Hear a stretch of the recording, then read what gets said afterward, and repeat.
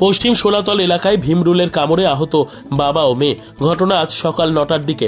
জানা যায় প্রতিদিনের ন্যায় আজও অসিত দেবীর উঠান ঝাড় দিচ্ছিলেন সকালে। বাড়ির পেছনে যেতে সেখানে ওনাকে আক্রমণ করে ভীমরুলের দল। পরবর্তীতে বাবার চিৎকার শুনে ছুটে যায় মেয়ে। মেয়েকেও আক্রমণ করে ভীমরুল। পরবর্তীতে তাদেরকে দমকল বাহিনীর কর্মীরা উদ্ধার করে নিয়ে আসে খোয়াই জেলা হাসপাতালে।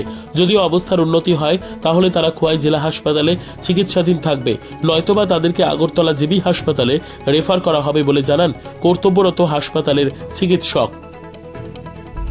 দুইজন দ্বারা বাবা আর মেয়ে তারা হর্নেটস আর কি মানে বেঙ্গুরের কামড় খাইয়া আইলো ইমার্জেন্সিতে।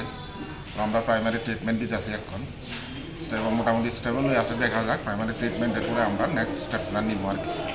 ঠিক আছে, যদি রেফার লাগে পরে স্টেবল, যদি পেশেন্টটা স্টেবল রাখলাম এখানে, আর না হলে রেফার দিব আর কি সম্ভব। ঘরের পেছন থেকে আমি বাড়িতে উঠানটা ঝাড়ু দিয়া পেছনে গেছি ঝাড়ু দিতাম, আর পেছনে ঘরের পেছনে ঝাড়ু দিতাম গেছি ওই কয়েকটা বলা আয় করতে দেন। আমি আর লক্ষ্য করছি না কোন জায়গার থেকে আইসে দৌড়ায়। আমি তো বাড়িতে ঘর ঢুকলে মেয়েরা আছে কামড়াইব, ওই রাস্তা দিয়েছি আর আমার উপর দিয়া মানে লাভ নাই শুকুরও দিয়ে আমি ওইটাও আমি বাঁচতে পারতেছি না। নিজস্ব প্রতিনিধির রিপোর্ট, দুরন্ত টিভি।